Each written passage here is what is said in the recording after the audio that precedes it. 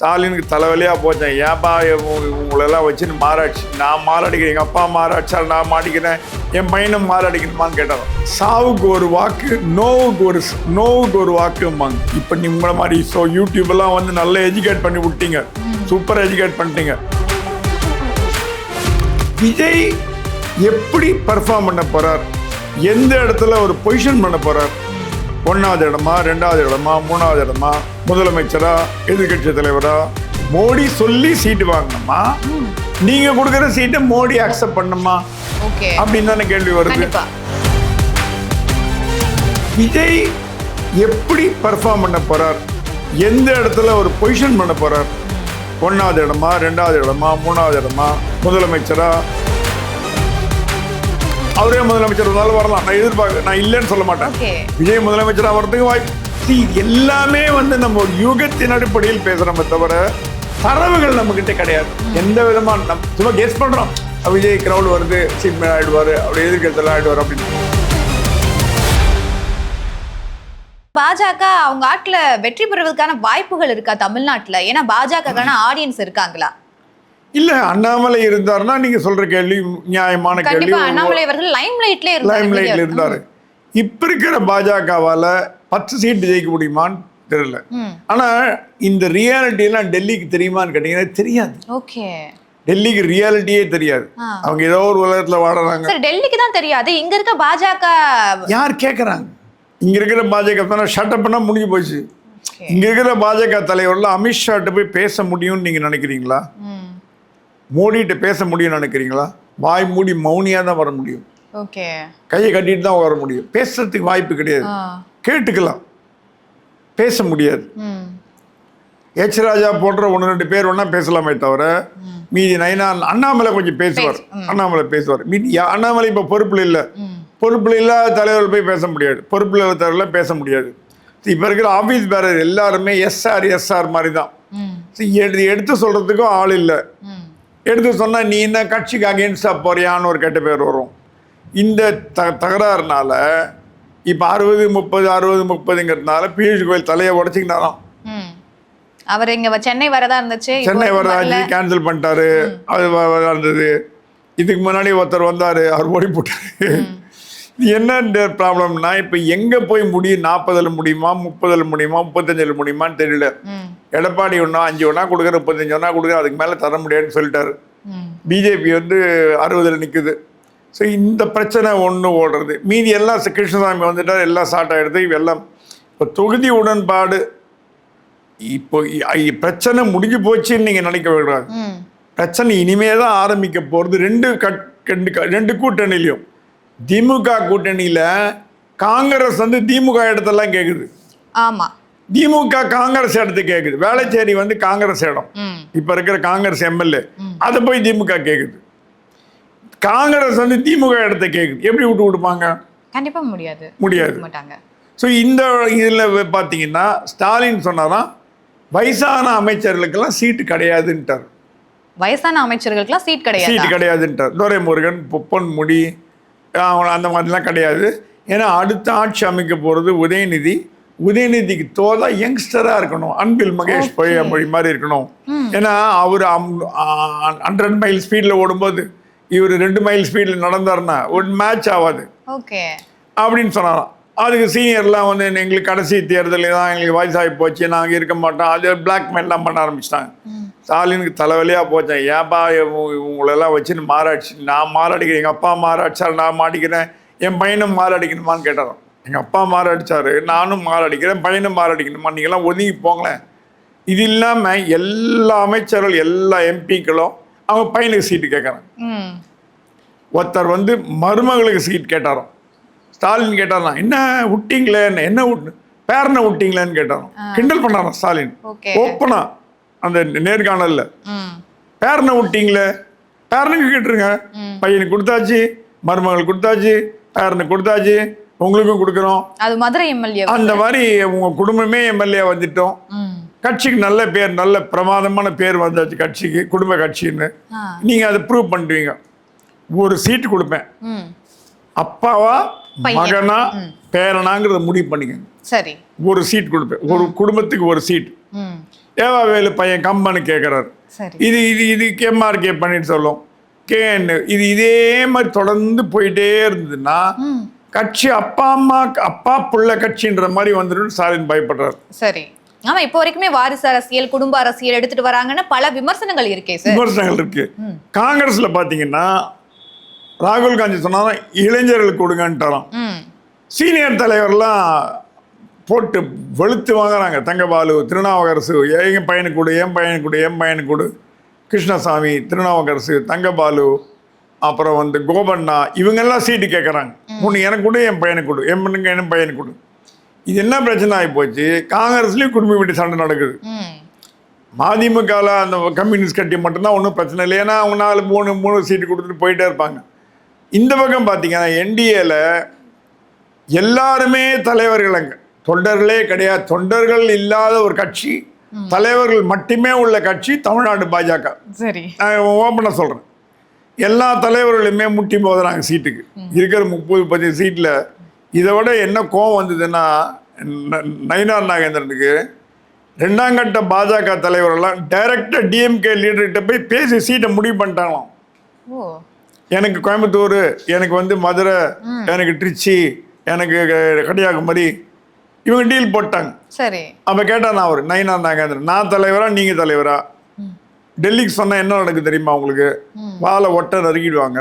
நீங்கள் டீல் போட்டு முடிச்சிட்டீங்க, நான் டெல்லி கம்ப்ளைண்ட் பண்ண போகிறேன். நாளைக்கு அந்த சீட் கிடைக்கலன்னா, ஏன்னா இவங்க என்ன பண்ணிட்டாங்க, காசு கொடுத்து சரி பண்ணிட்டாங்க, வாங்கிட்டாங்க. இப்போ என்ன ஆகி போச்சு? இப்போது நயினார் நாகேந்திரனுக்கு என்ன ஒரு வருத்தம்னா, நம்மளை மீறி இவங்க டைரெக்டாக போய் ஏடிஎம்கேல பேசி சீட் வாங்குறாங்கன்னா அப்போ என்ன நமக்கு மரியாதை? புரியுது. டெல்லிக்கு அவரே விட்டுருங்க, அவரோட டெல்லிக்கு என்ன மரியாதை? அமித்ஷாக்கு என்ன மரியாதை? மோடிக்கு என்ன மரியாதை? மோடி சொல்லி சீட்டு வாங்கணுமா, நீங்க கொடுக்குற சீட்டை மோடி அக்செப்ட் பண்ணுமா? ஓகே, அப்படின்னு தானே கேள்வி வருது. அது ஒரு பிரச்சனை ஓடுது. ஸோ இந்த பிரச்சனைகளுக்கு நடுவே தேர்தலில் எப்படி சந்திச்சு, எப்படி பிரச்சாரம் பண்ணி மக்கள்கிட்ட வாக்கு சேகரித்து எப்படி ஜெயிப்பாங்கன்னு நினைக்கும் போது தலையை பிச்சுக்கலாம் போது தோணுது. சரி, இவ கூட்டணி எல்லாம் இந்த பக்கம் இப்படியே பேசிட்டே போயிட்டு இருக்கோம். ஸோ தமிழ்நாட்டை பொறுத்த வரைக்கும் எத்தனை முனை போட்டி சார்? கண்டிப்பா 4 முனை போட்டி இருக்கும் சார். இந்த பக்கம் சசிகலா ராமதாஸ் அவர்கள் ஒரு கூட்டணி, அது ஒரு ஃபோர்ஸே இல்லைம்மா. ஓகே, ஃபோர்ஸே இல்லை. எதுக்காக சார்? இப்போ வந்து இந்த சாதி ரீதியான வாக்குகளை பிரிக்கிறதுக்காக மட்டும்தானா? வாக்குகள் இது என்னன்னா, சசிகலா ஏடிஎம்கேல ஜாயின் பண்ணலான்னு ஒரு நம்பிக்கையில போன வருஷம் வரைக்கும் இருந்தாங்க. கட்சி ஆரம்பிக்கல. டிடிவி தினகரன் அந்த எண்ணத்தை கைவிட்டுட்டு தனி கட்சி ஆரம்பிச்சார். அம்மா மக்கள் முன்னேற்ற ஆரம்பிச்சு. ஏன்னா அவருக்கு அதிமுகலேருந்து விலகி வந்து தனி கட்சி ஆரம்பிச்சாலும் அவருக்கும் அதிமுக ஸ்தான பிராப்தி இல்லைன்னு ஆயிடுது. சசிகலா அப்படி இல்லை. அரசியலில் சேரலாமா வேண்டாமா, அரசியல் தொடர்பு வேணுமா வேண்டாமா, அவங்க ரெண்டு கட்ட மனநிலையிலேயே இருந்தாங்க. அரசியலில் போகலாமா வேண்டாமான்னு. அப்புறம் திடீர்னு யாராவது சொன்னாலும் அரசியலில் போனேன்னு நீங்கள் காணாமல் போயிடுவீங்க, 5 வருஷமாக காணாமல் போயிட்டீங்க, இன்னும் 5 வருஷம் காணாமல் போயிட்டீங்கன்னா உங்களை யாரும் மதிக்க மாட்டாங்க. ஃபோர்ஸாக நீங்கள் ஜெயலலிதா கூடயே 30-35 ஆண்டு காலம் இருந்துட்டு என்னத்தை கண்டீங்க? உங்கள் கண்ட்ரோலில் கட்சியை வச்சுக்காம விட்டுட்டீங்கன்னு தூபம் போட்டாங்க எல்லாரும். அதிமுக கதவை தட்டி பார்த்தாங்க. எடப்பாடி தேங்க்யூன்னு சொல்லி வழி அமுச்சு விட்டாரு. இப்போ வேறு வழி இல்லாமல் தனி கட்சி ஆரம்பித்தாங்க. அவங்களோட நோக்கம் அதிமுகவை தோற்கடிக்கணும். அப்போது அதிமுக தோற்கடிச்சா ஜெயலலிதாவோட ஆன்மா மன்னிக்குமா? மன்னிக்காது. இவங்க பழகின தோழி அக்கா, இவங்க அக்காவோட கட்சியை தோற்கடிக்கிறதுக்கு எதை கூட்டணி அமைக்கிறாங்க? இப்போ திமுகவை தோற்கடிக்க கூட்டணி அமைக்கிறாங்க. திமுகவோட சீக்ரெட் அண்டர்ஸ்டாண்டிங்,